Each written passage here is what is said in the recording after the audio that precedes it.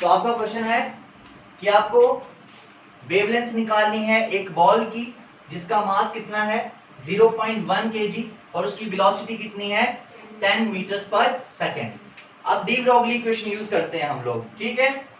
So according to de Broglie equation क्या है बेटे, वो बोलिए।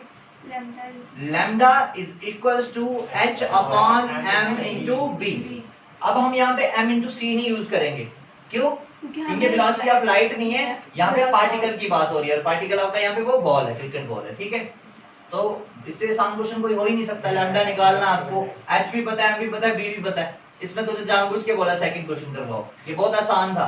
तो क्या करना है इसमें, हमने h की वैल्यू कितनी ले लेंगे, क्योंकि आपको मास kg में दे रखा है तो h की वैल्यू भी kg में लेंगे। क्या होती है h की value 6.6 into 10 raised to power minus 34 kg metre square second inverse, ठीक है।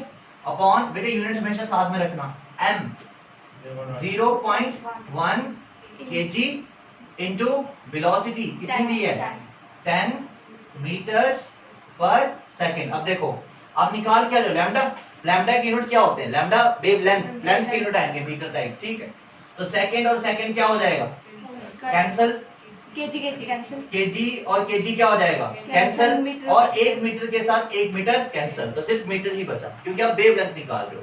तो अभी सिंपल बोले तो क्या हो जाएगा, ये इसको मल्टीप्लाई करो जरा, क्या आता है 0.1 मल्टीप्लाइड बाय 10 1 आता है। कितना आता है, पक्का करके देखा, ठीक है। तो आंसर तो आ गया, फिर कितना आंसर आया 6.6 into 10 raise to power minus 34 metre. तो ये आपकी वेवलेंथ आ गई।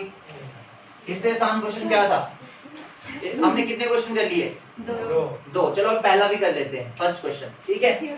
चलिए बोलिए, अगला क्वेश्चन यहीं पे लिख देता हूं मैं, क्वेश्चन बोलो आप क्या है। Calculate the wavelength, calculate, question है the wavelength, calculate the wavelength, wavelength मतलब लैम्डा, ठीक है। Associated with an electron, associated with an electron, an electron. अब आपको इलेक्ट्रॉन की बात की हुई है, moving with the velocity, velocity दी हुई है कितनी 10 raise to power 3 meter per second, 3 metres पर सेकंड। और हमें वो दिया है कि प्लैंक्स कांस्टेंट वही दिया जो ऊपर लिखा हुआ है, यूनिट भी यही है। हाँ, आपको निकालना है क्या इसमें, वेवलेंथ, वेवलेंथ निकालनी है। तो ये भी बहुत सिंपल सा क्वेश्चन है। Lambda is equals to h upon mass into velocity होता है बेटे। आपको निकालना क्या है, वेवलेंथ। बात किसकी हो रही है, इलेक्ट्रॉन की। तो अगर बात इलेक्ट्रॉन की हो रही है तो मास भी उसी का लिया जाएगा। इलेक्ट्रॉन का मास तो आपको पता ही है कितना होता है, 9.11 into 10 raise to power minus 31 kg। kg में ही लेंगे क्योंकि h के यूनिट्स भी हम kg में लेंगे। और h कितना आएगा बोलो, 6.626 into 10 raise to power minus 34 kg metre square second inverse. ये आ गया h upon mass of electron कितना है 9.11 into 10 raise to power minus 31 kg into velocity भी दी हुई है 10 रेज़ टू पावर 3 मीटर्स पर सेकंड। सेकंड और सेकंड कैंसिल, मीटर के साथ मीटर कैंसिल, केजी के साथ केजी कैंसिल, और आंसर भी कैंसिल। नहीं, आंसर आना चाहिए, ठीक है। क्या आएगा इसका आंसर बोलो, 6.626। अब क्या करेंगे, 31 को ऊपर ले जाते हैं सिंपली, तो ये माइनस 34 है, ये प्लस में जाएगा तो ऊपर से माइनस 3 बचेगा। हाँ। ओके, पहले मैं पावर्स को सॉल्व करता हूँ। 6.626 डिवाइडेड बाय 9.11, यही है। नहीं, यहाँ पे माइनस 10 रेज़ टू पावर 3 भी है ना, ऊपर जाके -5, ये भी माइनस हो जाए तो 6 हो जाएगा ऊपर टोटल बेटे। हाँ, किसी में हाँ, 6 हो जाएगा ना, हाँ, तो 9.11 आ गया नीचे, और इधर आ जाएगा इंटू 10 रेज़ टू पावर -6 आएगा या +6 आएगा, सर माइनस, हाँ -6 आ जाएगा। ओके, -6 आ जाएगा,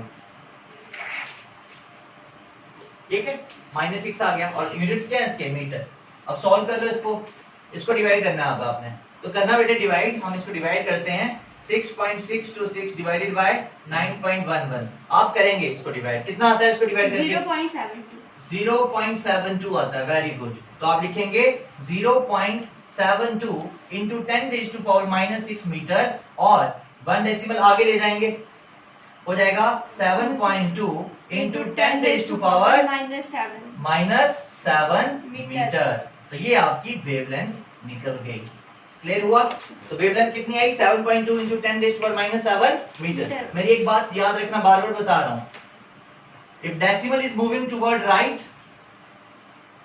then power gets डिक्रीज, मतलब पावर इंक्रीज हो जाती है। subtracted। इसको ऐसे याद रखना है, if the decimal is moving towards right then the power gets subtracted, if the decimal is moving towards left then the power gets added। मतलब क्या है इसका?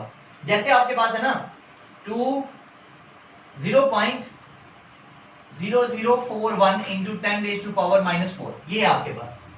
अभी ना आप डेसिमल को कहां लेके जाओगे? राइट, तो 1 2 3 डेसिमल आगे लेके गए। तो मैंने बोला जब आप डेसिमल को आगे लेके जाते हो तो पावर सब्ट्रैक्ट कर दो। कितनी सब्ट्रैक्ट कर दो? जितना आप डेसिमल आगे लेके गए।